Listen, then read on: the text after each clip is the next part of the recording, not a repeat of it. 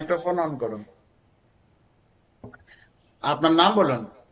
Good morning sir. Good morning. আপনার নাম আমি বলুন। আমি শাহিনা।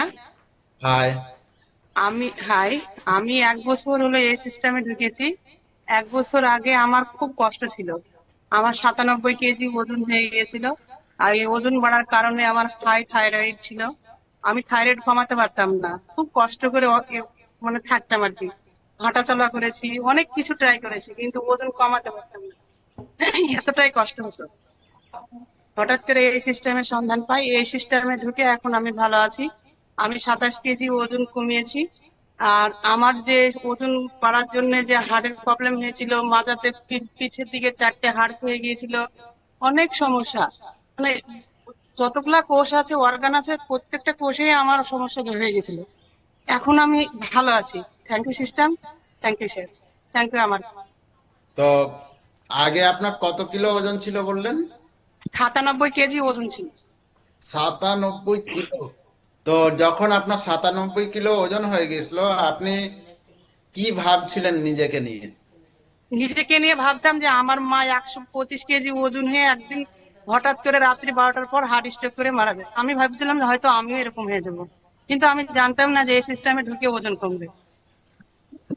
তো আপনার মনে হয়নি যে মানে সেই সময় যদি মানে আপনার মাকে এইরকম একটা সিস্টেম দিত? হ্যাঁ, হ্যাঁ।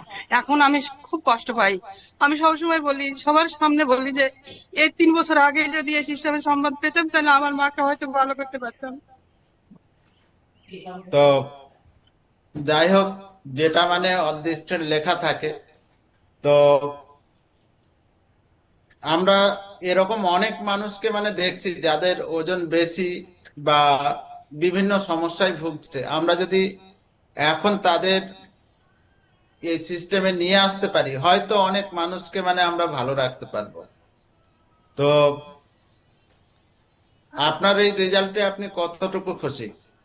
আমি খুব খুশি। আমার যতটা ওজন কমিয়েছি, আমি খুব খুশি। এতটা খুশি যে আমি হাঁটা চলাফেরা করতে পারতাম না, এখন আমি সবকিছু করতে পারি, বাড়ির কাজ করতে পারি। এমনকি এই যে সিস্টেমে ঢুকেছি, এই সিস্টেমের জন্য আমি ডিউটি করতে পারি, কাজ করতে পারি রাত্রি পর্যন্ত। আমি আর অলসতা হয় না আমার। খুব এনার্জি আছে এখন। তো আগে এনার্জি ছিল না আমার। দেখুন, আপনার মাকে তো আর ফিরে পাবেন না, কিন্তু অনেক এরকম মা অনেক আছে। মাকে আমি বাঁচানোর চেষ্টা করি স্যার। আমার মা যেভাবে চলে গেছে, কারো মা যেন না যায়। তো ওনার জন্য সবাই একবার হাততালি দেবেন।